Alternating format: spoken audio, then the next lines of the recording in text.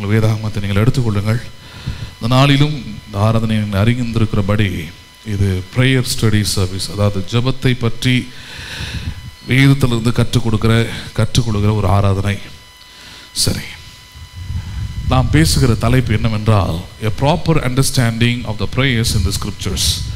அதாவது வேதம் முழுக்க இருக்கிற 66 புத்தகங்களிலும் இருக்கிற ஜெபத்தை பற்றிதான சத்தியங்களை நாம் கேட்டுக்கொண்டு வருகிறோம். ஏனென்றால் வேதாகமம் வெறும் பழைய ஏற்பாடு புதிய ஏற்பாடு என்று பிரிந்திருக்கிறது என்று மட்டும் இல்லை, இயேசு கிறிஸ்துவுக்கு பிறகு அவருடைய சிலுவை மரணத்துக்கு பிறகு அல்லது உயிர்த்தெழுதலுக்கு பிறகு புதிய உடன்படிக்கை என்று ஒன்று ஏற்படுத்தப்பட்டிருக்கிறது. இயேசு சொன்னார், இது என் இரத்தத்தினால் உண்டாகிய புதிய உடன்படிக்கையாக இருக்கிறது என்று சொன்னார். இப்போ புதிய உடன்படிக்கை என்று ஒன்று ஏற்படுத்தப்பட்டிருக்கிறது. அந்த உடன்படிக்கையின் அடிப்படையில் தான் இன்றைக்கு இருக்கிற கிறிஸ்தவர்கள் வாழவும் அவர்கள் செய்கிற எல்லா செயல்களும் இருக்க வேண்டும் என்று வேதம் கூறுகிறது. அதன்படி ஜெபமும் புதிய உடன்படிக்கையின்படி தான் இருக்க வேண்டும் என்று சொல்லுகிறது. அதன்படி பார்க்க போனால் பழைய ஏற்பாட்டில் அல்லது இயேசுவை அவர்கள் அறிந்து கொள்வதற்கு முன்பதாக, பரிசுத்த ஆவியானவரை அவர்கள் பெற்றுக்கொள்வதற்கு முன்பதாக அவர்கள் ஜெபித்த ஜெபங்களை நாம் ஆய்வு செய்து அல்லது அதை புதிய உடன்படிக்கையின் அடிப்படையில் புரிந்து கொண்டு நாம் ஜெபிப்பது சரியானதாக இருக்கும். அந்த புரிதல் இல்லாமல் போகும்போது தான் ஆயிடுது, அது ஜெபத்தை இன்னும் பழைய உடன்படிக்கையின்படியே பிரசங்கித்து பழைய உடன்படிக்கையின் விசுவாசிகளாகவே வைத்து அதனால் அவருடைய ஜெபங்கள் ஒன்றும் தேவனால் கேட்கப்படுவதும் இல்லை, பதிலை பெறுவதும் இல்லை. அதற்கு மாறாக ஜெபத்தின் மேலே மிகப்பெரிய சந்தேகங்கள்லாம் சில காலங்கள் கழித்து எழும்புவதை நம்ம பார்க்குறோம். அப்போ வேதத்தில் முக்கியமாக பழைய ஏற்பாட்டு புஸ்தகங்களில் இருக்கிற ஜெபத்தை குறித்ததான சத்தியங்களை எப்படி புதிய உடன்படிக்கையின் அடிப்படையில் புரிந்து கொள்ள வேண்டும் என்பதை போதிச்சிருக்கிறார். புதிய உடன்படிக்கையின் இருக்கிற ஜெபத்திற்கும் பழைய உடன்படிக்கையின் ஜெபத்துக்கும் இருக்கிற மிகப்பெரிய வித்தியாசம் என்னன்னு பார்த்தீங்கன்னா, பழைய உடன்படிக்கையின் ஜெபத்தில் எல்லாமே முற்பிதாக்களின் தேவனே அல்லது முற்பிதாக்களின் அல்லது ஒரு மனுஷனுடைய பெயரை சொல்லி ஆபிரகாம், ஈசாக்கு, யாக்கோபு என்கிற அந்த பெயரை சொல்லி அந்த நாமத்தினாலே தேவனிடத்தில் வந்தார்கள் அவர்கள். ஆனால் புதிய உடன்படிக்கையிலே வேதம் கற்றுத் தருகிறது, முக்கியமாக இயேசு கற்றுக் கொடுத்தார், இதுவரைக்கும் நீங்கள் என்னிடத்தில் ஒன்றும் கேட்கவில்லை, என் நாமத்தினாலே கேளுங்கள், அப்பொழுது நீங்கள் பரிபூர்ணமாக பெற்று கொள்வீர்கள் என்று போதித்தார். Ask in my name. பழைய ஏற்பாட்டு காலத்தில் ஒருவரும் அவர்கள் இயேசுவின் நாமத்தினாலே கேட்கவில்லை. காரணம், அந்த நாமத்தை அவர்கள் அறியாமலும் அந்த நாமம் அவர்களுக்கு வெளிப்படுத்தப்படாமலும் இருந்தது. ஆனால் புதிய உடன்படிக்கையிலே இருக்கிற விசுவாசிகளாக இருக்கிற நமக்கு ஜெபத்தில் இருக்கிற மிகப்பெரிய மேன்மை என்பது இயேசுவின் நாமத்தினாலே ஜெபிப்பது. சரி, இன்னும் பல காரியங்களை போதிச்சிருக்கிறேன் புதிய உடன்படிக்கைன்னா என்னன்னு. இதன் அடிப்படையிலெல்லாம் பழைய உடன்படிக்கையின் ஜெபங்களை நம்ம பார்க்க அல்லது கற்றுக்கொள்ளவும் வேண்டும். ஒருவேளை அதில் இயேசுவின் நாமம் அல்லது இயேசு கிறிஸ்துவின் சிலுவை மரணம் அதனால் உண்டாயிருக்கிற ரட்சிப்பு இதன் அடிப்படையில் ஒருவேளை இல்லாத காரியங்கள் ஜெபங்களாக இருக்கிறது. இன்னும் சங்கீதங்களிலே அன்னாள் செய்த ஜெபம், இதெல்லாம் பல ஜெபங்கள் இருக்குது. இதெல்லாம் பார்த்தீங்கன்னா சிலுவைக்கும் இயேசு கிறிஸ்துவுக்கும் எந்த சம்பந்தமும் அங்கே இல்லை. அங்கே அனுபவங்களெல்லாம் எடுத்து போட்டிருப்பாங்க. அங்கே அதெல்லாம் ஜெபமாக என்ன பண்ணக்கூடாது, செய்யக்கூடாது என்பது தான் வேத வசனத்தின் பிரமாணமாக இருக்கிறது. அதனால தான் இந்த ஆராதனையில் ஜெபம்னா என்னன்றத ஒவ்வொரு அதிகாரமாக வேதத்திலிருந்து நம்ம பார்த்து கொண்டே வருகிறோம். அதில் தற்பொழுது நம்ம பார்த்து கொண்டு வருகிற காரியம் ஆபிரகாமை குறித்து நம்ம என்ன பண்ணுறோம், பார்த்து கொண்டு வருகிறோம். ஆபிரகாம் தேவனால் தெரிந்து கொள்ளப்பட்டு வாக்குத்தத்தங்கள் எல்லாம் கொடுத்த பிறகு வேதம் சொல்லுகிறது, ஆபிரகாம் தேவனை தொழுது கொண்டான் என்று சொல்லுகிறது. ஆபிரகாம் என்ன பண்ணினான், தேவனை தொழுது கொண்டான் என்று வேதம் சொல்லுகிறது. முக்கியமாக 12வது அதிகாரத்தில் அழைக்கப்பட்டு அல்லது வாக்குத்தத்தம் பண்ணப்பட்ட அதே காலகட்டத்தில் ஆபிரகாம் என்ன செய்தான் அப்படின்னு பார்த்தா, ஏதோ ஆண்டவர் வாக்குத்தத்தம் கொடுத்துட்டார், ஏதோ உள்ளத்தில் நான் நம்புகிறேன், ஏதோ விசுவாசிக்கிறேன் அப்படின்னு போயிடல. He started to pray to God. அவ்வளோதான். தேவனிடத்தில் என்ன பண்ண ஆரம்பித்தான், அவன் ஜெபிக்க ஆரம்பித்தான். இன்னைக்கு நிறைய நேரத்தில் கிறிஸ்தவ வாழ்க்கை எப்படி மாறிடுது, சபைக்கு போன வசனங்கள் கேட்டேன், நான் பைபிள் நானே படிக்கிறேன், பெருசாக ஜெபிக்க வேண்டிய அவசியம் ஒன்றும் இல்லைன்னு நினைக்கிறாங்க. there is nothing to pray. கடவுளுக்கு எல்லாம் தெரியும், அவர் நான் கேட்காம எவ்வளோ கொடுத்துட்டாரு, எல்லாவற்றையும் என்ன பண்ணுவார், நான் கேட்காம அவர் கொடுத்து கொண்டே இருப்பார். So there is no need to pray அப்படின்னு நினைக்கிறாங்க. ஜெபிக்கிறதுனால ஒரு பிரயோஜனமும் இல்லை, ஜெபிப்பதற்கு எந்த காரணமும் இல்லைன்னு நினைக்கிறாங்க ஒரு கூட்டம். ஒரு கூட்டத்தார் என்ன நினைக்கிறாங்க, இல்லை இல்லை ஜெபம் மட்டும்தான், வசனம் தெரியலனாலும் பரவாயில்ல, பைபிள் நீ எப்படியா படிச்சுக்கோ எதாவது பண்ணிக்கோ, ஆனால் நீ ஜெபித்து கொண்டே இருக்க வேண்டும் அப்படின்னு சொல்லிட்டு எப்படி ஜெபம் செய்கிறோம் என்கிற சிந்தை கூட இல்லாமல், எண்ணம் கூட இல்லாமல், நிதானித்து கூட பார்க்க முடியாமல் ஜெபம் ஜெபம் ஜெபம் என்று சொல்லி அதிலே இருக்கக்கூடிய மக்களையும் நம்ம பார்க்குறோம். இது ரெண்டுமே பெரிய தப்பு. வேதம் எப்படி ஜெபத்தை பற்றி கற்றுக் கொடுக்கிறது என்பதை நம்ம என்ன பண்ணணும், நன்றாக கற்றுக்கொள்ள வேண்டும். அதுக்கப்புறம் ஜெபிக்கிறது தான் சரியா இருக்கும். First we shall learn rightly the truth about the prayer. வேதம் எப்படிப்பட்ட சத்தியத்தை ஜெபத்தை குறித்து கற்றுக் கொடுக்கிறது என்பதை அறிந்த பிறகு நீங்கள் ஜெபிப்பது தான் உங்கள் வாழ்க்கையில் வெற்றியான ஜெபத்துக்கு அடையாளமாக இருக்கும். அதன்படி தான் இங்கே ஆபிரகாம் அவன் தேவனை அறிந்து கொண்டான் என்பதை விட அவன் இயேசுவையே அறிந்து கொண்டான் என்று தான் சொல்லலாம். யாரை அறிந்து கொண்டான்? அவன் இயேசுவை அறிந்து கொண்டான். ஆனால் அவனுக்கு பின்னாடி வந்த ஆட்கள் எல்லாமே வெறும் ஆபிரகாமை தான் அறிந்து வைத்திருந்தார்கள். யாரை தான் அறிந்து வைத்திருந்தார்கள்? அதனால தான் அவர்கள் ஆபிரகாமின் தேவனை, ஈசாக்கின் தேவனை, இப்படி தான் ஜெபம் இருக்கும், பழைய ஏற்பாடு ஜெபங்கள் எல்லாம். ஆனால் ஆபிரகாம் ஒருவன் தான் யாரை அறிந்து வைத்திருந்தான்? அவன் இயேசுவை அறிந்து வைத்திருந்தான். எப்படி? இயேசு அதை சொல்றார் தன்னுடைய காலத்தில், ஊழியம் செய்கிற காலத்தில் இயேசு சொல்றாரு பரிசேயர்கள் வேதபாரர்களை பார்த்து, ஆபிரகாம் என் நாளை காண அவன் ஆசையாய் இருந்தான்றார். எதை பார்க்க ஆசையா இருந்தானா? இயேசுவை பார்க்க ஆபிரகாம் எப்படி இருந்தானா? ஆசையா இருந்தான். எதை வைத்ததெல்லாம் இப்போ பேசுறாரு இயேசு கிறிஸ்து. அடையாளம் இல்லாமல் சொல்லிட முடியாது, ஆதாரம் இல்லாமல் சும்மா இதை போற போக்கில் சொல்லிட முடியாது. எதன் அடிப்படையில் சொல்றாரு? காரணம் ஆபிரகாம் திருத்துவத்தின் 2வது நம்பராக இருக்கிற இயேசுவை தான் அவன் தொழுது கொண்டான் என்பதை நம்ம படிக்கிறோம். அதில் கடந்த ஆராதனையிலும் நான் உங்களுக்கு எடுத்து காமிச்சிருக்கிறேன் இல்லையா? ஆபிரகாம் தன்னுடைய முதல் ஜெபத்திலே கர்த்தருடைய நாமத்தினாலே என்ன பண்ணினான்? அவன் ஜெபித்தான். எந்த நாமத்தினாலே ஜெபித்தான்? அவன் கர்த்தருடைய நாமத்தினால். ஏனென்றால் தேவனை நம்ம கடவுளை நம்ம திருத்துவ தேவனாக தான் ஆராதிக்கிறோம். பிதா, குமாரன், பரிசுத்த ஆவியானவர். அப்போ பிதா என்றால் அவர் தான் எல்லாவற்றுக்கும் தலைமைத்துவமாக இருக்கிறார். குமாரன் நமக்காக மீட்கும் பொருளாக நம்முடைய பாவங்களை நீர்க்கிற பரிகார பலியாக அவருடைய வேலையை அவர் செய்து முடித்திருக்கிறார். பரிசுத்த ஆவியானவர் யார்? பிதாவையும் குமாரனையுடைய ஆவியும் நமக்குள்ளே வைத்து அவர்களுக்கு சாட்சியாக வாழ வைக்கிற திருத்துவத்தின் 3வது நபராக பரிசுத்த ஆவியானவர் இருக்கிறார் என்பதை பார்க்கிறோம். அப்போ ஆபிரகாம் தான் ஜெபிக்கும் பொழுது கர்த்தருடைய நாமத்தினால் என்ன பண்ணினான்? அவன் ஜெபித்தான் என்று பார்க்கிறோம். நம்ம இன்னைக்கு அடுத்த கட்ட இன்னொரு காரியத்தை நம்ம பார்க்க போறோம். ஆபிரகாமுடைய வாழ்க்கையில ஜெபத்தை குறித்து சில காரியங்களை நம்ம பார்க்க போறோம். அதற்கு இன்றைக்கு நான் வைத்திருக்கிற தலைப்பு, வானத்தை பூமி உண்டாக்கின கர்த்தரிடத்திலிருந்து ஜெபத்திற்கு பதில் உண்டாகுகிறது. எங்கிருந்து ஜெபத்திற்கு பதில் உண்டாகிறது? வானத்தை பூமி உண்டாக்கின கர்த்தரிடத்திலிருந்து. அந்த வார்த்தை ரொம்ப முக்கியமானது. Answers to the prayer come from the Lord, the maker of heaven and earth. எனக்கு பதில் கிடைக்கிறது என்றால் அதுக்கு ஒரே ஒரு சோர்ஸ், ஒரே ஒரு ஆதாரம், ஒரே ஒரு காரணம்.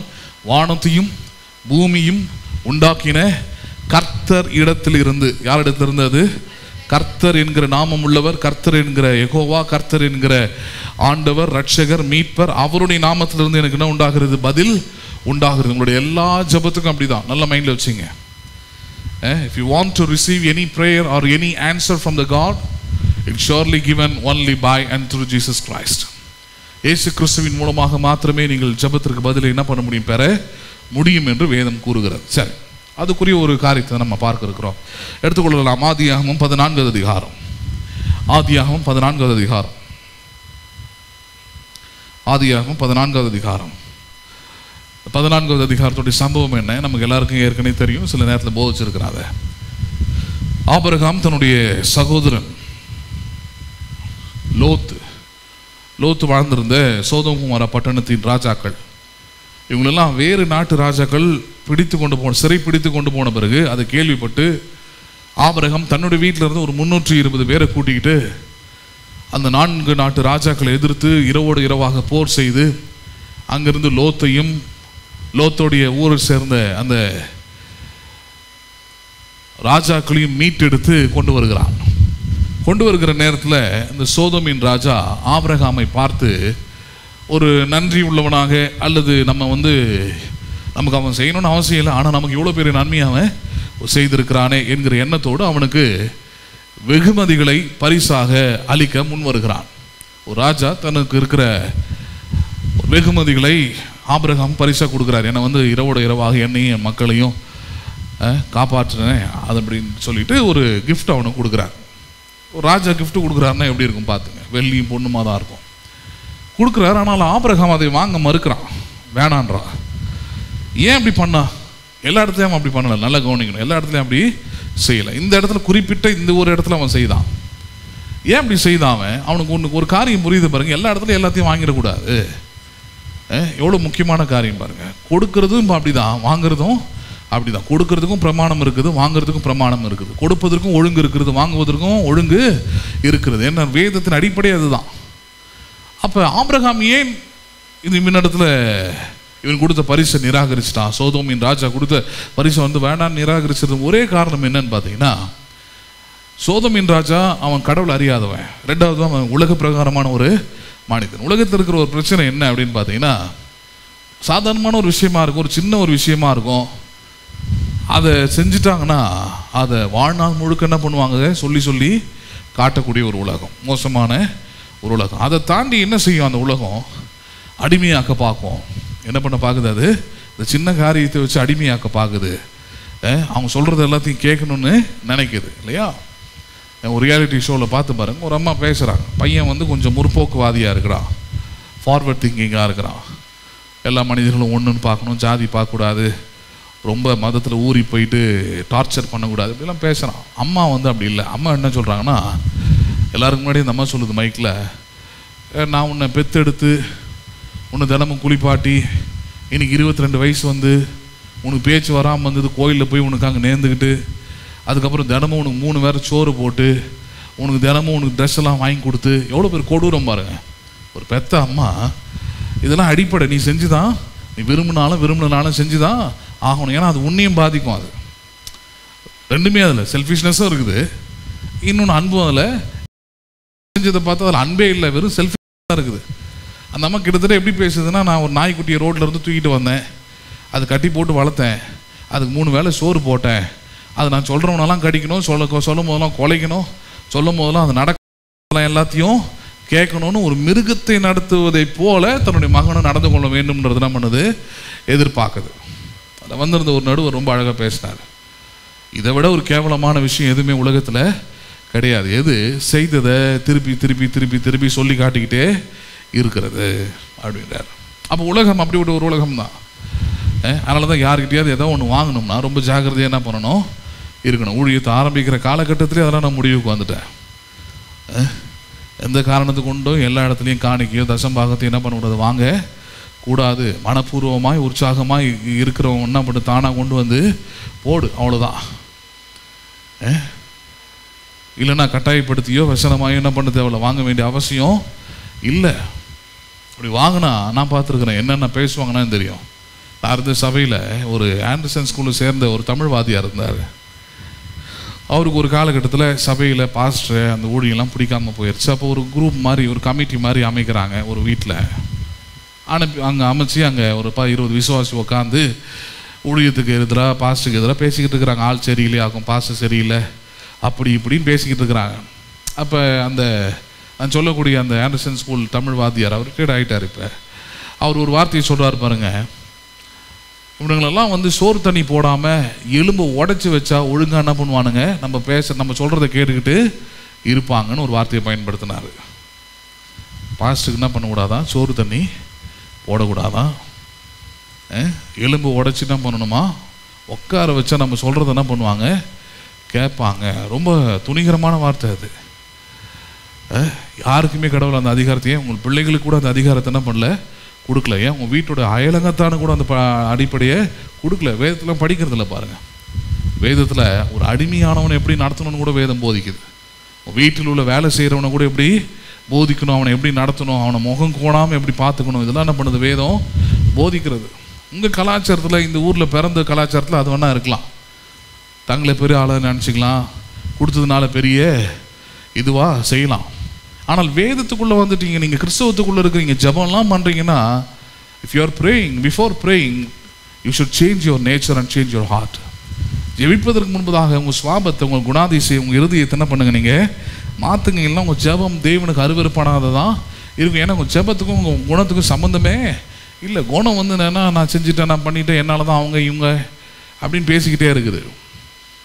அப்போ இந்த மாதிரி ஆளுங்கள்லாம் பாருங்கள், கடைசி வரைக்கும் நமக்கு மிகப்பெரிய உபத்திரவமாய் துன்பமாய் முக்கியமாக எல்லாத்தை விட ரொம்ப முக்கியமானது என்னன்னு பார்த்தீங்கன்னா, எல்லா நன்மையான ஈவும் யாரிடத்திலிருந்து உண்டாகிறது? தேவனிடத்திலிருந்து உண்டாகிறது, பரலோகத்திலிருந்து உண்டாகிறது என்று யாக்கோபு சொல்றார். இவங்க ஒட்டுமொத்தமாக கடைசி எங்கே போய் முடிக்கிறாங்கன்னா, நான் தான் கடவுள். இவங்க நல்லா இருக்கிறதுக்கு, இன்னைக்கு நல்லா வாழ்வதற்கு எல்லாத்துக்கும் யார் காரணம்? நான் தான் காரணம். நான் இல்லைன்னா இவங்க கிடையாது. அதுதான் நான் செஞ்சேன் செஞ்சேன் செஞ்சேன் செஞ்சேன்னு சொல்லிக்கிட்டே இருக்கிறவங்களுடைய மோட்டிவேஷனாக இருக்குது, காரணமாக இருக்குது. அவர்கள் என்ன சொல்கிறாங்க? கடவுள் கிடையாதுங்க, அவர்லாம் நல்லது கொடுக்கலங்க, நான் தான் என்ன பண்ண நல்லது இவங்களுக்கு செஞ்சேன்னு சொல்கிறாங்க. கருவியாக இருக்கிறது வேற, ஆனால் செஞ்சேன்னு சொல்கிறது வேற. அதனால தான் உலகத்தார்கிட்ட, உலகத்து மக்கள்கிட்ட, தேவனை ஒழுங்காக புரியாத கிறிஸ்தவர்கள்கிட்டலாம் ரொம்ப ஜாக்கிரதையாக இருக்க வேண்டியது ரொம்ப ரொம்ப முக்கியம், ரொம்ப ரொம்ப அவசியம். பேசுகிறது புரியுதுங்களா உங்களுக்கு? எனக்கு ஏன் நான் எங்கே எந்த பாஸ்டர்ஸ் மீட்டிங் அது இது யாரோடையும் சேரதில்லை, எனக்குன்னு ஒரு தனி லைஃப் ஸ்டைல், எனக்குன்னு ஒரு தனி வழியை வச்சுக்கிட்டு நான் போகிறேன்னா காரணம் அதுதான். யாரோடையும் சேர்ந்துட்டோன்னா அவர் இன்றைக்கி நல்லா இருக்கிறதுக்கு காரணம் நான் தாங்க அவருக்கு ஊழியத்தை உதவி செஞ்சேன், நான் தாங்க அவருக்கு எப்படி பண்ணணும்னு சொல்லி கொடுத்தேன், நான் தாங்க கூட இருந்து அவருக்கு எல்லாத்தையும் பண்ணேன்னு நல்லா ஆன பிறகு சொல்லிவிடுவாங்க. நல்லா ஆனால் அது முழு மகிமையும் யாருக்கு போகணும்? அது தேவனுக்கு தான் போகணுமே தவிர எந்த மனுஷனுக்கு அது போயிடக்கூடாதுன்றதுல ரொம்ப கவனமாக இருக்கணும். சரி, அப்போ ஆபிரகாம் அப்படிப்பட்ட சிந்தை தான். நான் சீமானாக இருக்கிறேன்னா அது காரணம் யாராக தான் இருக்கணும்? தேவன் தான் அப்படின்றத உலகம் சொல்லணும். அப்படி தான் அவன் வாழ்ந்தான் பாருங்க. எப்படி? தன் மகனுக்கு பொண்ணு பார்க்க போகிற இடத்துல என்னன்னு சொல்லி பொண்ணு கேட்டான் எலியேசர். என் எஜமானை கர்த்தர் என்ன பண்ணியிருக்கிறார்? ஆசீர்வதித்திருக்கிறார். என் எஜமான் கர்த்தரால் சீமானாய் இருக்கிறார். என் எஜமான் ஆசீர்வாதமாக இருக்கிறாரு, நல்ல ஐஸ்வர்யமாக இருக்கிறாரு, சீமானா இருக்கிறாரு. இது எல்லாத்துக்கும் காரணம் யாரு? கர்த்தராக இருக்கிறார். யாராக இருக்கிறாருங்க? அப்போ எவ்வளோ கவனமாக ஒரு வாழ்க்கையை வாழ்ந்துருக்கிறான் பாருங்க.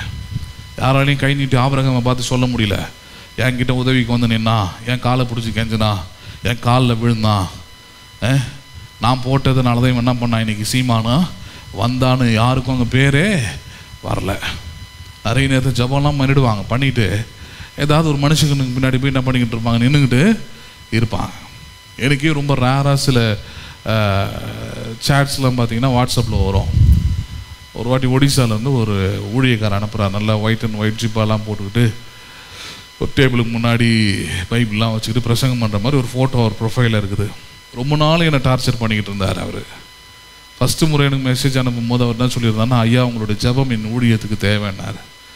சரி, யார் எவரோ கூகுளில் இதை பார்த்துட்டு நமக்கு சொல்கிறாங்க போல இருக்குது, சரிங்க ப்ரேயர் பண்ணுறேன். அப்புறம் ரெண்டாவது வாட்டி இன்னொரு மெசேஜ் ஒரு நாள் கழிச்சு அனுப்பிச்சார், நீங்கள் வந்து ஒடிசாவுக்கு ஒரு நாள் வரணும், நாங்கள் செய்கிற ஊழியத்தில் நீங்களும் பங்கு பெறணும்னாரு.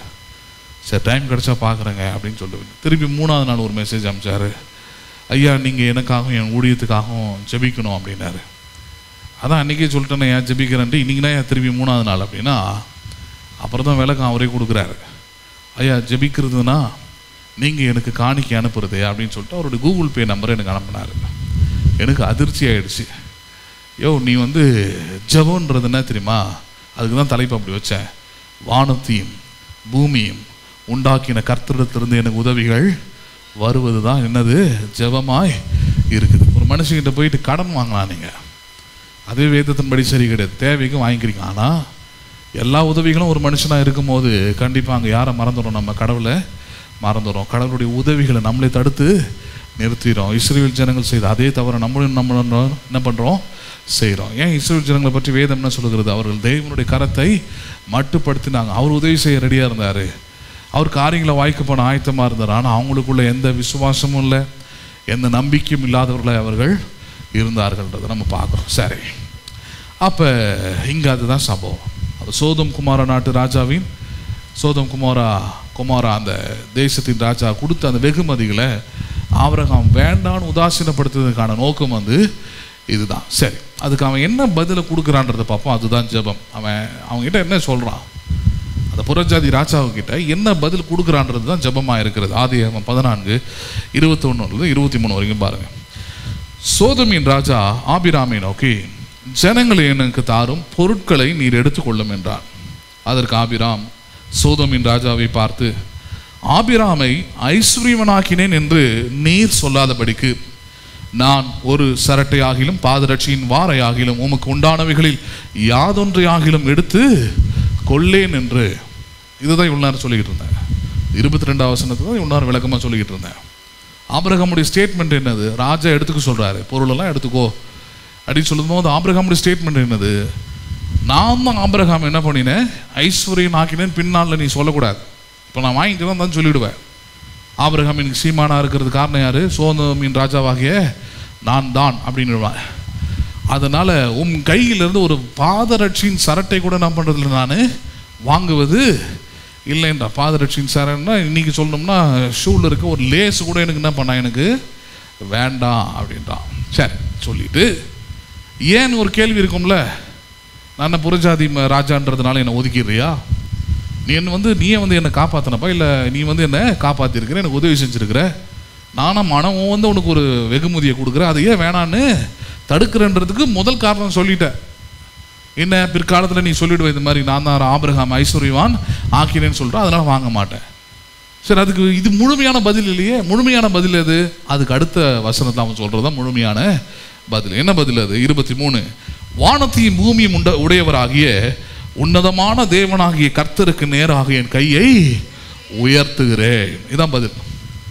நான் ஐஸ்வர்யம் ஆகணும், நான் வர வர விருத்தி ஆகணும், நான் செழிக்கணும், நான் வளரணும், நான் நல்லா இருக்கணும் அப்படின்னா அதுக்கு ஒன்று ரொம்ப முக்கியமானது. என்னது? அது உன்னால் முடியாது, நீ தர பொருளால் அது முடியாது. வானத்தையும் பூமியும் உடையவராக இருக்கிற, என்னவராக இருக்கிற? உடையவராக இருக்கிற. அப்படின்னா வானத்துக்கு பூமிக்கும் உரிமையாளராக இருக்கிற, சொந்தக்காரனாக இருக்கிற, எல்லா அதிகாரமும் பெற்றிருக்கிற உன்னதமான தேவன். எப்படிப்பட்ட தேவன் அவர்? எவ்வளோ நல்ல வார்த்தைகள் பாருங்க. உன்னதமான தேவன், உயர்வான தேவன், உன்னதங்களில் வாசம் பண்ணுகிற தேவன் அவர், உன்னதமான காரியங்களை செய்கிற தேவன் அவர், உயர்ந்த நன்மைகளை தருகிற தேவன் அவர். நீ கொடுக்கறது காட்டிலும் உன்னதமானவைகளை எனக்கு தருகிறவர். உன்னுடைய பொருளை காட்டிலும் அவர் எனக்கு தருவது எப்படிப்பட்டதாக இருக்கும்? உன்னதம்னா உயர்வானதுன்னு அர்த்தம். கிரேட்டர் திங்ஸ், உன்னதமானது அவர் எனக்கு தருகிறவர். அப்படி உன்னதமான தேவனாகிய, அடுத்த வார்த்தை ரொம்ப முக்கியமானது, கர்த்தருக்கு நேராக. யாருக்கு நேராக? கர்த்தருக்கு நேராக என் கையை உயர்த்துகிறேன். புதிய உடன்படிக்கையில் இது எப்படி அதை மாற்றி எப்படி அதை புரிஞ்சுக்கிற மாதிரி பேசலாம்?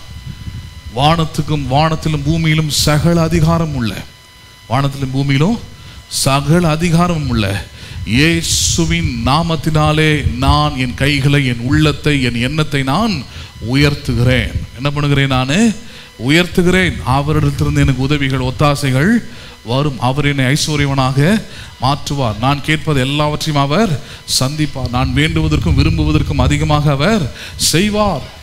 என்ன மாதிரியான வெளிப்பாடு பாருங்க. அப்போ அவனுடைய ஜெபம் அப்படிப்பட்ட ஒரு ஜெபம் தான். அவன் என்ன சொல்றான்? I am going to pray to God. ஏதோ ராஜாவாகி உன்னை காப்பாற்றினா நீ எனக்கு ஒரு வெகுமதி கொடுக்குற, அதை வச்சு நான் ஐஸ்வர்யன் ஆக போறதில்ல. வானத்தையும் பூமியும் உடையவராகிய உன்னதமான கர்த்தருக்கு நேராக என் கைகளை நான் உயர்த்திருக்கிறேன். அவர் உதவியை நாடுகிறேன். அவரை நோக்கி ஒவ்வொரு நாளும் பார்க்கிறேன். அவர் எனக்கு நீ தருவதை காட்டிலும் உன்னதமான ஆசீர்வாதங்களை எனக்கு அவர் தருகிறவர், தருவார்ன்றான். அவன் என்ன சொல்லிட்டான்? அவர் தான் எனக்கு எஜமான். யார் தான் எனக்கு எஜமான்? அவர் தான் எனக்கு எஜமான்.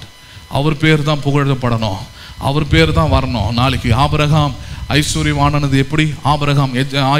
ஆபிரகாம் அங்கே சீமானாய் மாறினது எப்படின்னு கேள்வி கேட்டால் பதில் வரணும். ஆபிரகாம் தேவனை சேவித்தான், தேவனை நோக்கி அவன் கரங்களை உயர்த்தினான். அந்த உன்னதமான தேவன் ஆபிரகாமை ஐஸ்வர்யமானாக்கினார். அந்த உன்னதமான தேவன் ஆபிரகாமை சீமானாக மாற்றினார். சோதோமின் ராஜாவல்ல, எந்த ராஜாவல்ல. அப்போ அதனால தான் பாருங்க, stop asking and begging to the people. இன்னைக்கு நிறைய நேரத்தில் உறவுகளை நோக்கி நம்ம நகர்றதுக்கான காரணம் என்ன? யோசிச்சு பாருங்க. ஜெபம்லாம் பண்ணிடுறாங்க.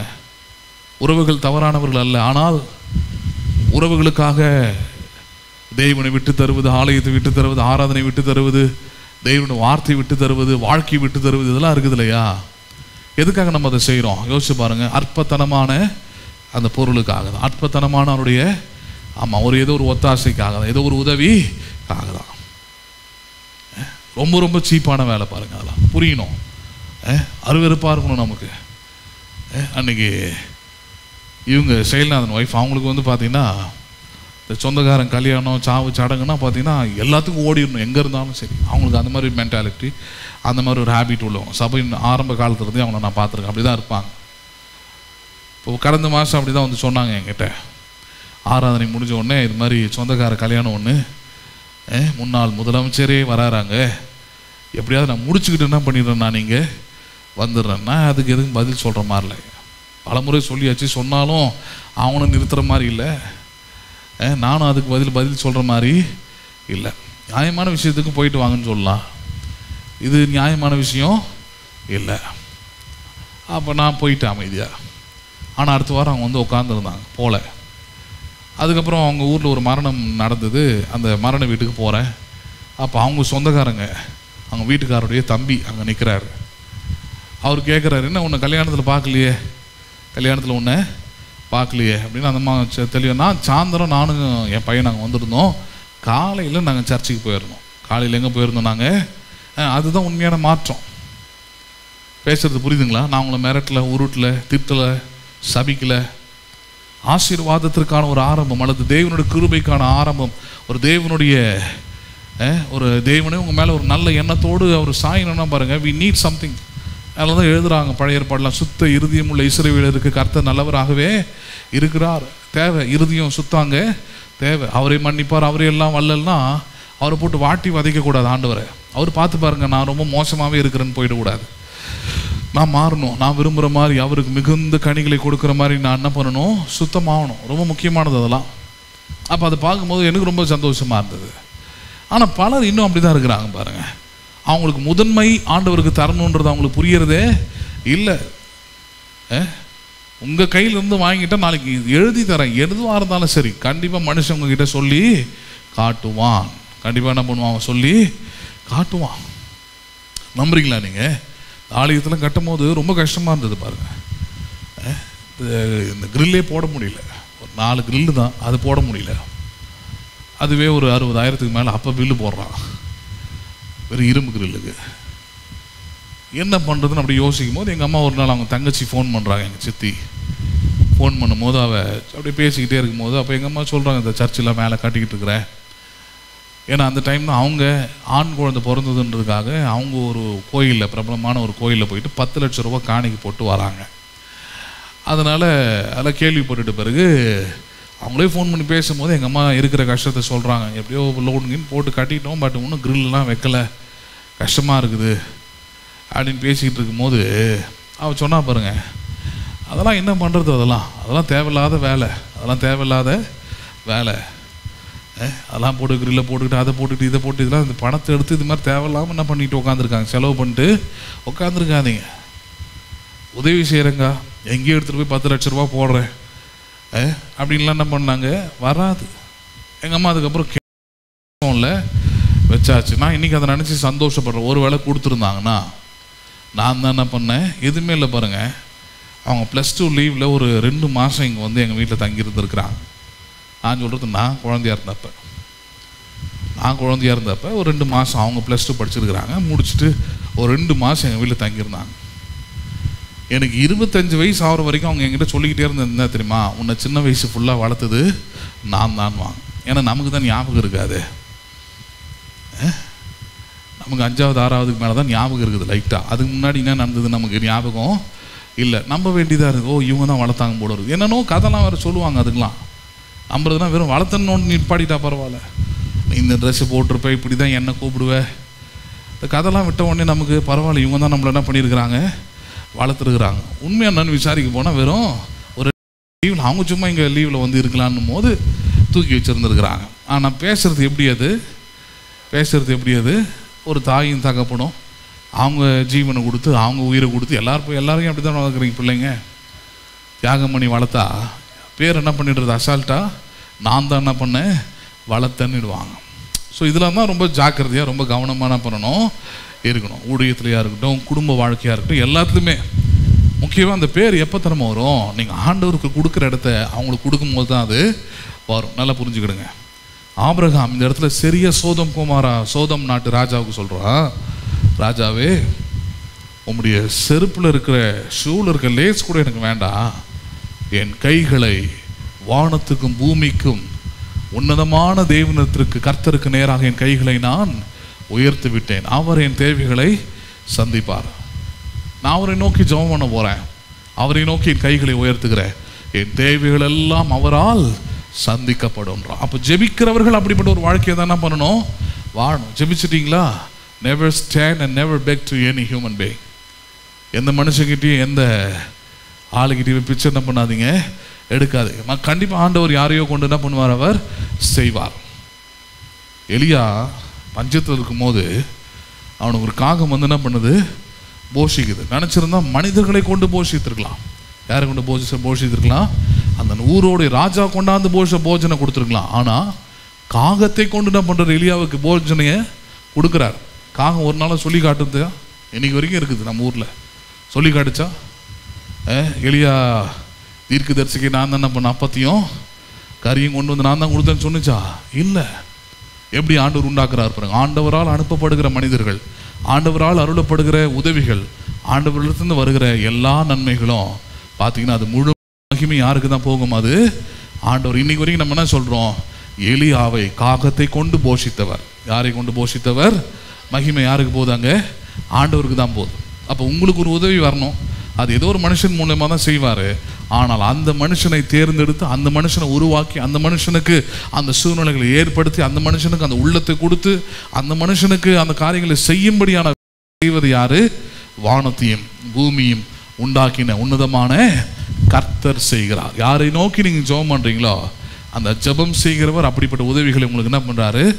செய்கிறார். நம்புறீங்களா நீங்கள்? அதை அந்த கரங்களை உயர்த்துகிறேன், கரங்களை என்ன பண்ணுகிறேன், நான் உயர்த்துகிறேன். அந்த செய்கை வந்து எதை காண்பிக்கிறது? அது ஒன்று, நான் தேவனை நம்புகிறேன், தேவன் தான் நீ நிஜமான, இதெல்லாம் ஓகே. ஆனால் அந்த செய்கை எதை சொல்ல வருகிறது அவங்ககிட்ட அப்படின்னா, எனக்கு எந்த உதவிகளாக இருந்தாலும் அது எனக்கு கடவுள் தான் எனக்கு செய்வார் அப்படின்றத சொல்கிறேன். அப்படின்னு என்ன சொல்கிறான்? எனக்கு எது தேவைன்னா அந்த ஆண்டவர்கிட்ட கேட்டேன் அல்லது கேட்பேன். என்ன பண்ணுவேன் நான்? I will ask to the God. நான் கடவுள்கிட்ட கேட்பேன், அவர் ஏதோ ஒரு வழிகளை எனக்கு என்ன பண்ணுவார், அவர் திறந்து கொடுப்பார். இந்த பூமியிலிருந்து தான் கொடுப்பார், இருக்கிற மக்களை கொண்டு தான் முடிவு அவர் என்ன பண்ணுவார், எடுப்பார். நான் என்ன பண்ண மாட்டேன், கேட்க மாட்டேன். எவ்வளோ தெளிவாக இருக்கிறான் பாருங்க. இப்போ ஜெபன்றது அதான்.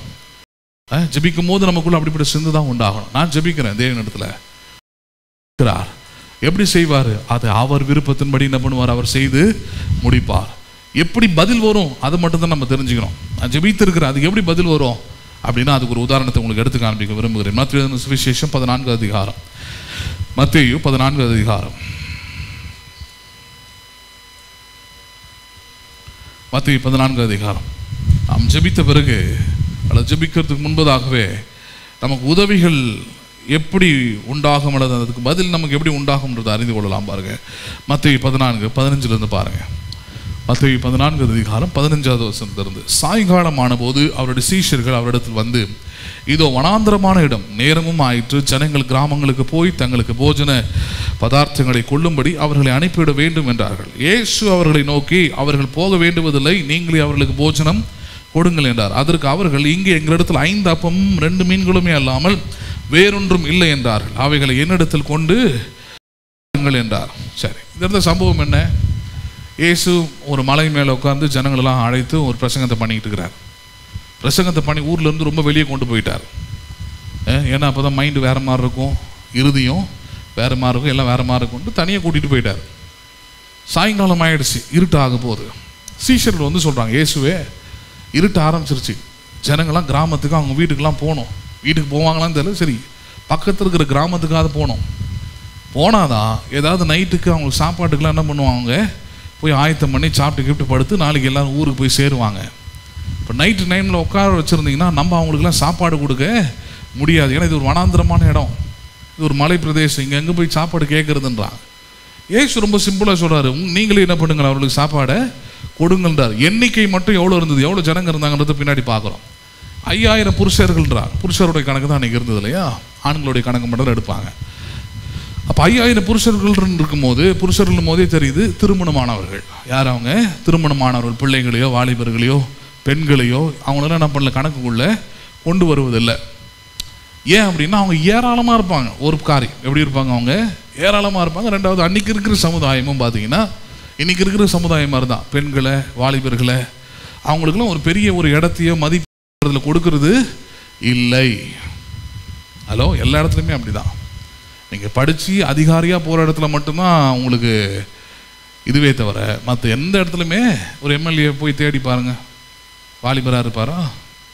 ஹலோ, பிரதமர் யாருன்னு பாருங்கள், அவர் வயசு என்னன்னு பாருங்கள், வாலிபராக இருப்பாரா? எல்லாம் நீங்களே யோசிச்சு பார்க்கணும்.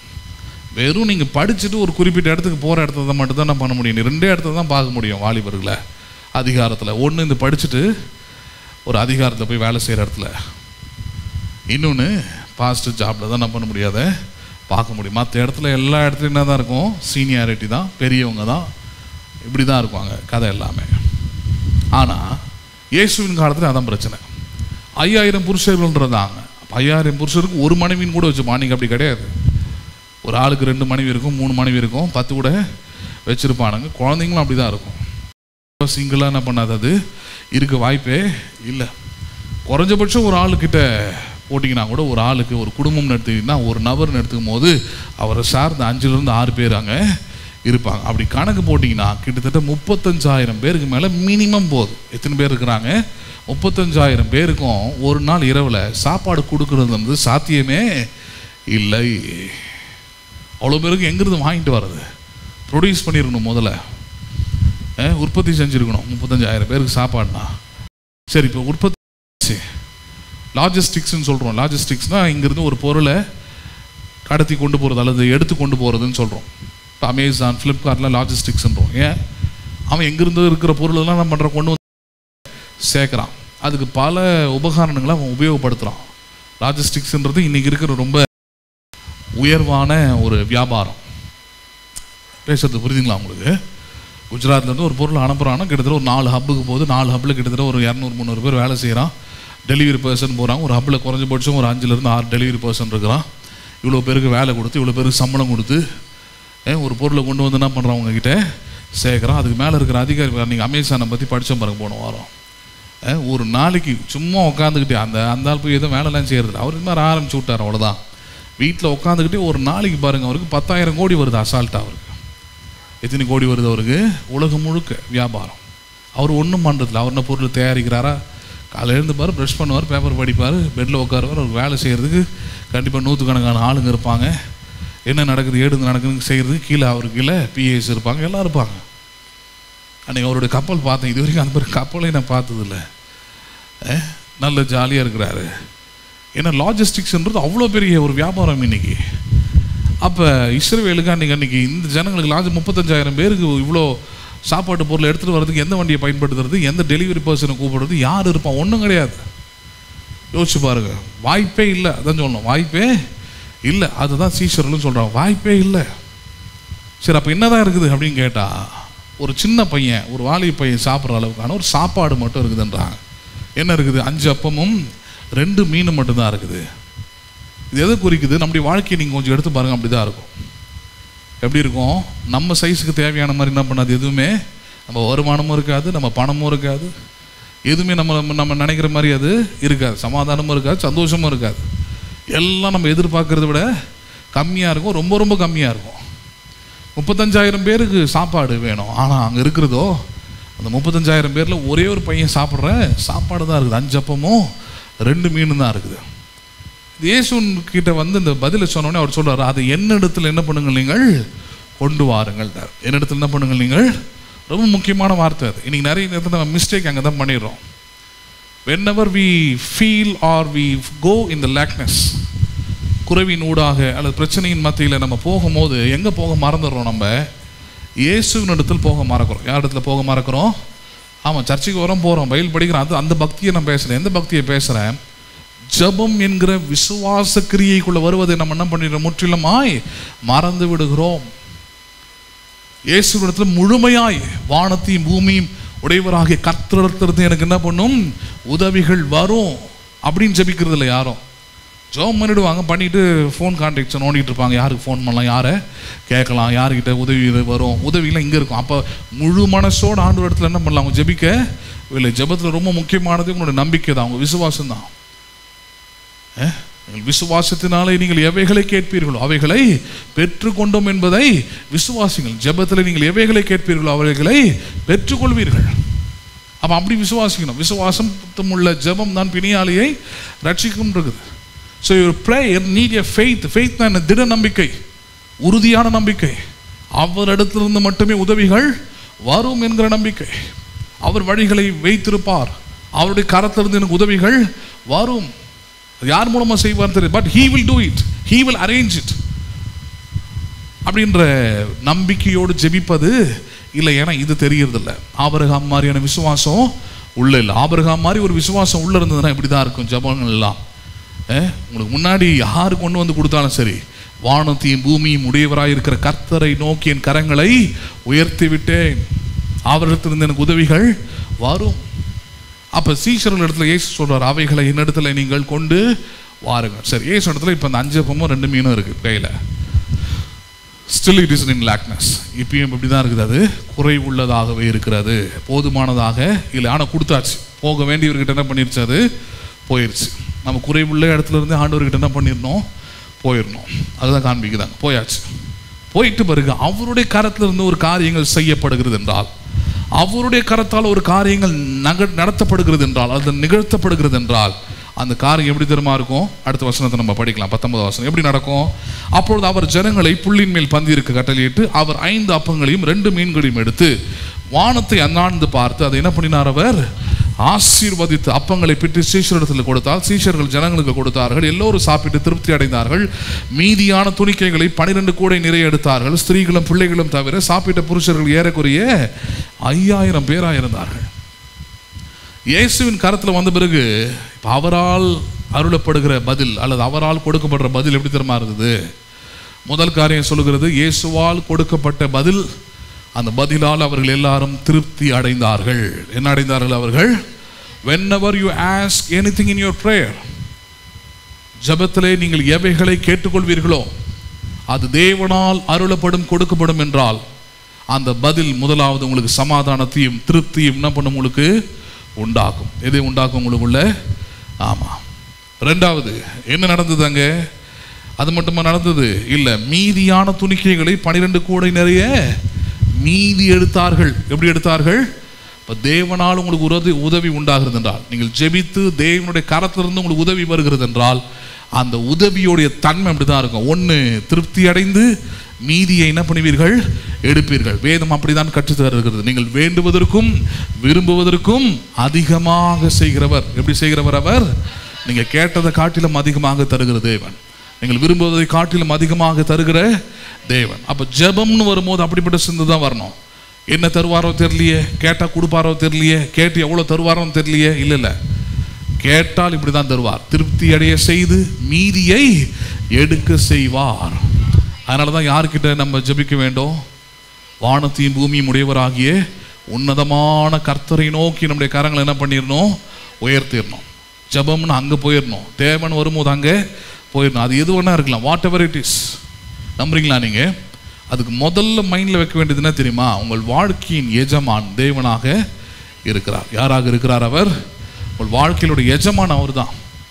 உதவி செய்யறவங்க யார் வேணா இருக்கலாம். பேசுறது புரியுதுங்களா? உங்களுக்கு உதவி செய்யறவங்க யார் வேணாலும் இருந்துட்டு போகலாம். இன்னைக்கு சிஎம் செல்னு ஒன்று இருக்குது இல்லையா? அதோட வேலை என்ன? கீழே அதிகாரிகள்லாம் வேலை செஞ்சுக்கிட்டே இருக்கிறாங்க. ஒரு வேலை ஏதோ ஒரு அதிகாரி ஒழுங்காக வேலை செய்யலை அப்படின்னா இந்த சிஎம் செல்லில் எழுதி போட்டால் என்ன ஆகிடுது? சிஎம்க்கு நேரடியாக இருக்கிற அதிகாரி அதை எடுத்து பார்த்து இங்கே இருக்கிற சம்மந்தப்பட்ட அதிகாரியை கூப்பிட்டு உடனடியாக என்ன பண்ண அந்த வேலையை செஞ்சு முடின்னு சொல்ல வைக்கிறார். அது கிட்டத்தட்ட சிஎம்ஏ சொன்ன மாதிரி, யாரையும் சொன்ன மாதிரி, அது வேறு வழியே இல்லை, தப்பிக்கவே முடியாது அந்த அதிகாரத்திலிருந்து. அப்போ அதனால தான் நம்ம பண்ணிடணும். நமக்கு இங்கே வாய்ப்பு இல்லை, அதனால் நமக்கு இங்கே ஸ்டெப் பை ஸ்டெப்பாக இருக்குது. கவுன்சிலர்கிட்ட இருந்து ஆரம்பிக்கிறோம் முதல்ல இந்த பிரச்சனைன்ட்டு. அவரால் தீர்க்க முடியலன்னா அடுத்தது எம்எல்ஏ கிட்ட போகிறோம், அடுத்தடுத்து போய்கிட்டே இருக்கிறோம் நம்ம. ஆனால் தேவனிடத்தில் அப்படி இல்லவே இல்லை. தேவன் என்ன சொல்கிறார்? என்னை நோக்கி கூப்பிடுங்கள். யாரை நோக்கி கூப்பிடுங்கள்? நீங்கள் இயேசு அப்படி தான் சொல்லிட்டு போறீங்க. என் நாமத்தினாலே கேளுங்கள்.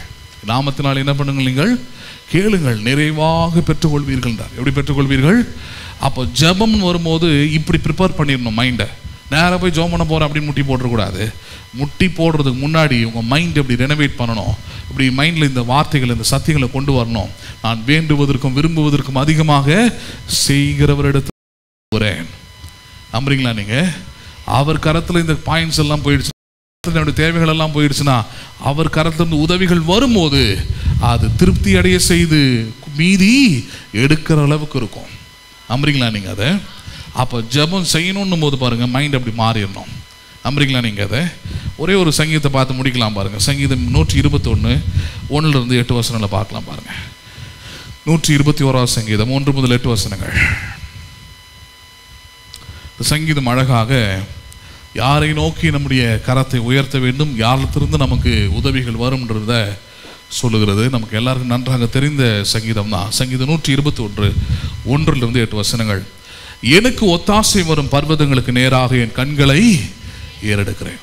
ஆபிரகாம் கைகளை ஏறெடுக்கிறேன்னு சொன்னா இல்லையா, இந்த இடத்துல என்ன வார்த்தை வருகிறது? கண்களை இதுதான் அவனுக்கு பதில்.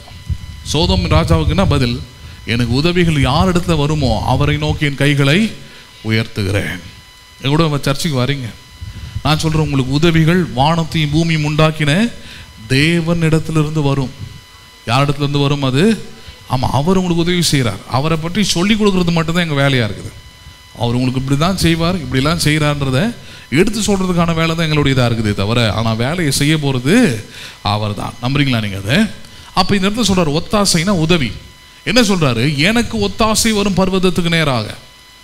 சங்கீதக்காரன் எப்படி இருக்கிறான் பாருங்க, கியூனாக இருக்கிறான் பாருங்க.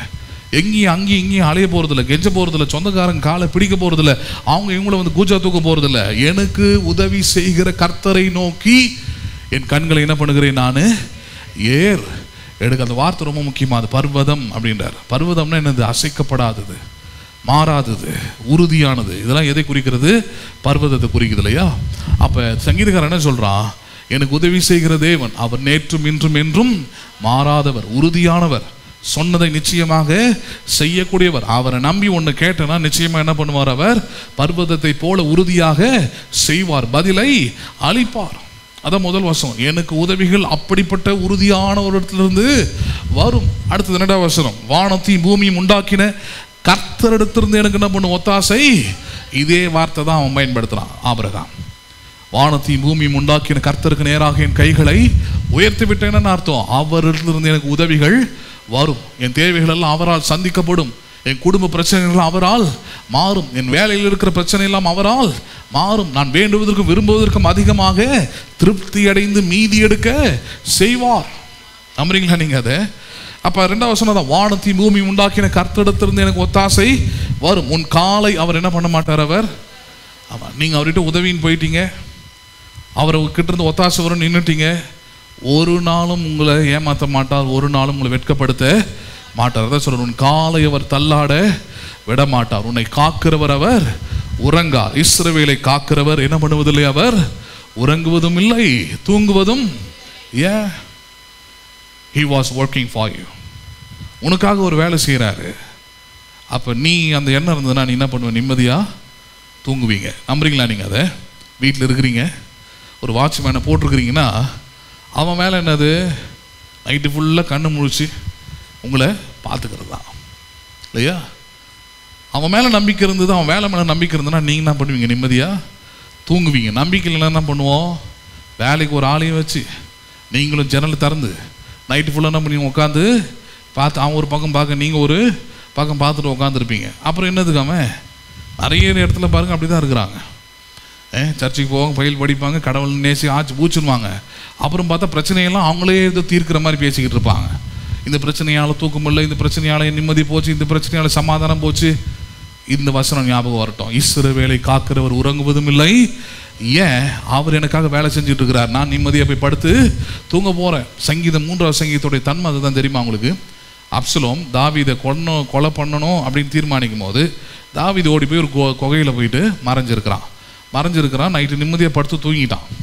எப்படா ஒருத்தன் கொலை பண்ண வரேன்னு சொன்னதுக்கப்புறம், ஒன்று கொன்று போட வரேன்னு சொன்னதுக்கப்புறம் ஒருத்தன் நிம்மதியாக தூங்க முடியுமா? நீங்கள் நைட்டு உங்களை போட்டு தள்ளிடுறேன்னு ஒருத்தன் சொல்கிறான். நீங்கள் என்ன பண்ணுவீங்க? நிம்மதியாக படுத்து தூங்குவீங்களா? எந்த பக்கம் வருவான், எப்படி வருவான், ஆளுக்கு தெரியுமா, ஓடிக்கிட்டே இருப்போமா? அப்படி தான் இருப்போம். தாவீது சங்கீதம் 3 படித்து பாருங்க. அவன் நிம்மதியாக அப்படி சொல்கிறான். நான் படுத்து கொண்டு நித்திரை செய்தேன், தேவன் என்னை தாங்கினார். யார் என்னை தாங்கினார்?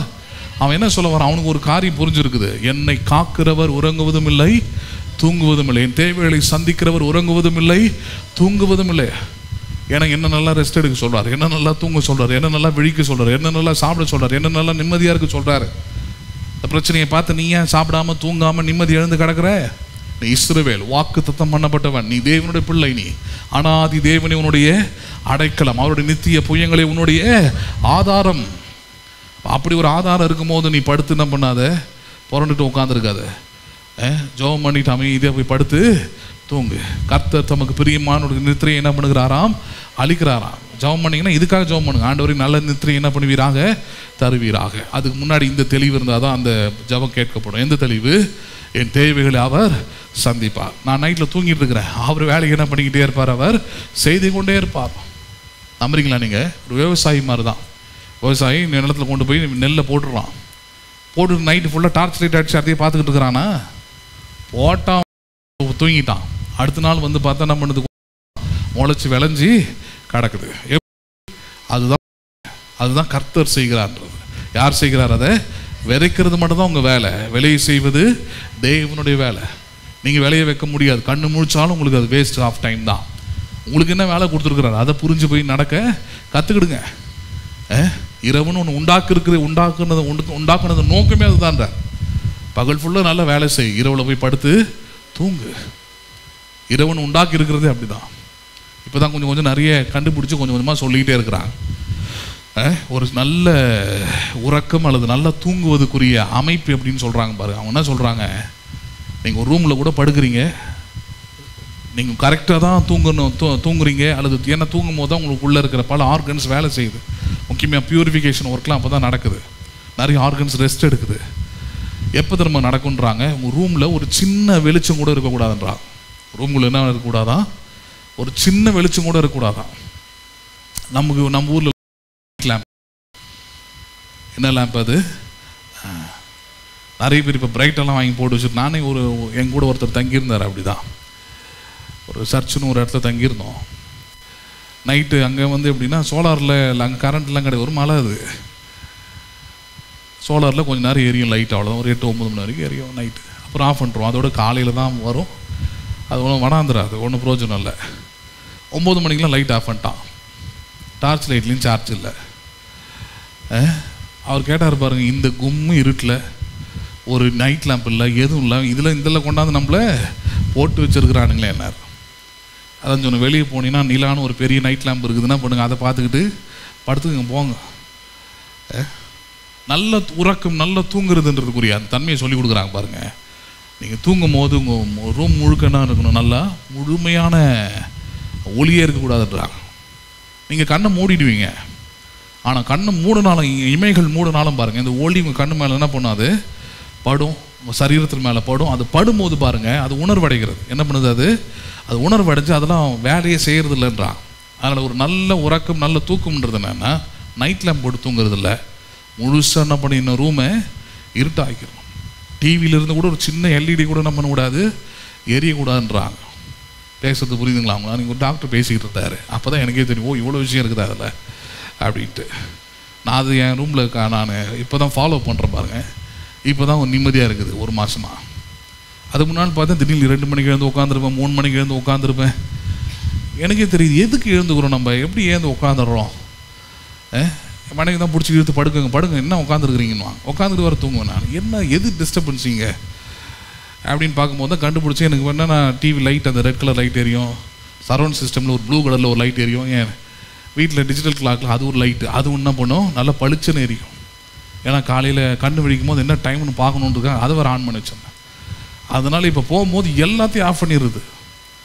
அவர் சொன்னதை ட்ரை பண்ணி பார்க்கலாம், ஆஃப் பண்ணால் அது உண்மையாகவே இருக்குது. அது நல்ல ஒரு தூக்கம், நல்ல ஒரு உறக்கம் என்ன பண்ணுதாங்க வருது.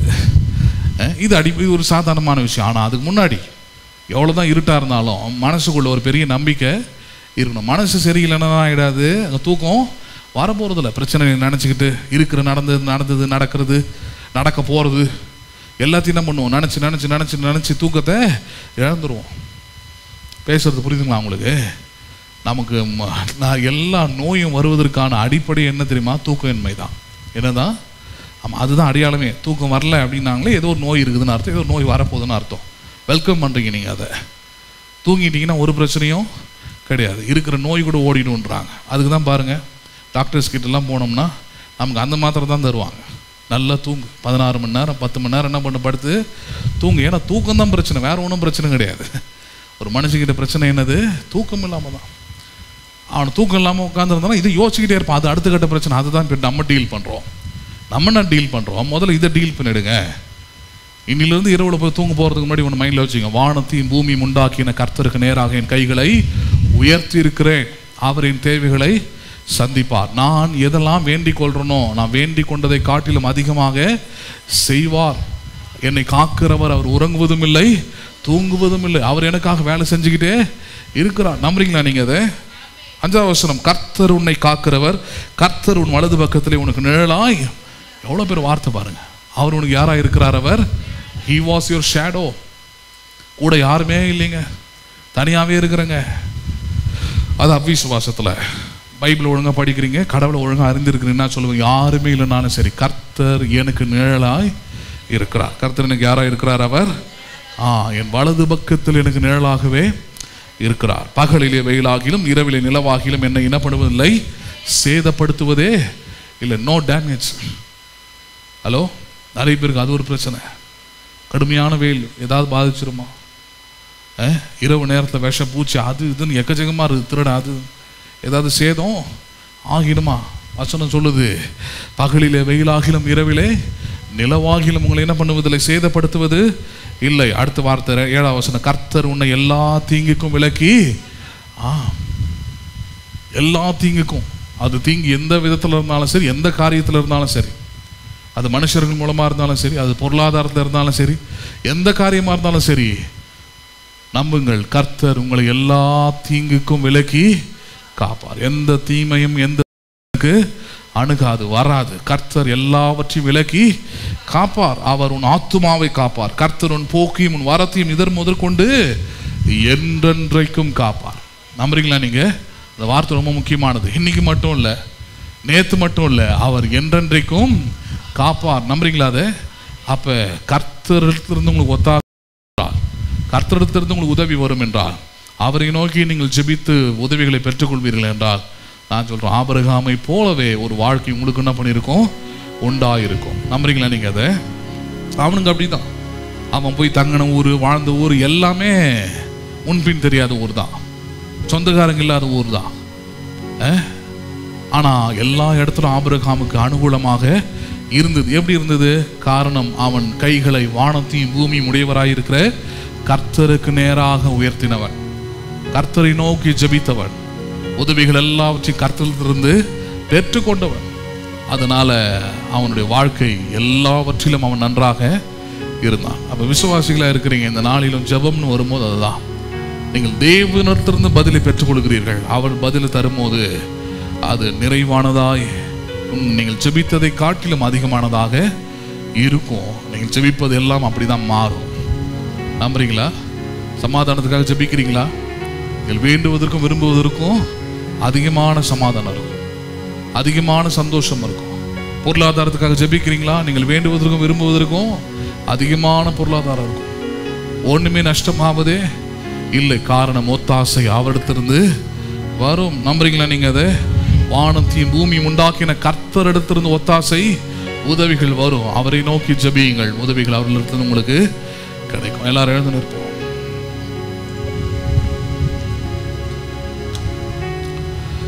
எங்கள் அன்புள்ள பரலோக தகப்பனே, இந்த ஆசீர்வதிக்கப்பட்டு நல்ல இரவு வேளைக்காக நான் செலுத்துகிறோம். கேட்ட வார்த்தைகளை கர்த்தர் நீர் ஆசீர்வதிப்பீராக. கேட்ட ஒவ்வொரு உள்ளத்திலும் பரிசுத்த ஆவியானவர் உம்முடைய சத்தியத்தை கொண்டு நீ கிரியை செய்வீராக.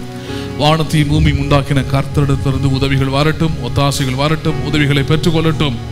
ஒவ்வொரு நாளும் தேவரில் மனுஷத்தில் அல்ல, உலகத்தில் அல்ல, கரங்களை தேவனுக்கு நேராக உயர்த்தட்டும். ஒத்தாசை வருகிற பர்வதத்துக்கு நேராக அவருடைய மனக்கண்களை உயர்த்தட்டும். ஆண்டவரே, வானத்தை பூமி உண்டாக்கின நீர் அவர்களுக்கு உதவி செய்கிற தேவனாக இருக்கிறீர். கேட்பதற்கும் விரும்புவதற்கும் ஜெபிப்பதற்கும் வேண்டிக் கொள்வதற்கும் அதிகமாக தருகிறவரும் செய்கிறவருமாக கர்த்தர் நீர். ஆண்டவரே, இந்த பிள்ளைகளுக்கு அப்படியே செய்கிறவர், ஒரு தீங்கும் அணுகாமல் பாதுகாத்துக் கொள்ளுகிறவர் நீர். என்றென்றைக்கும் தேவரின் நீரை பாதுகாத்துக் கொள்ளுகிற தேவன் நீர். ஆண்டவரே, உம்மை நோக்கி அவருடைய இருதயங்களை எண்ணங்களை உயர்த்தட்டும்.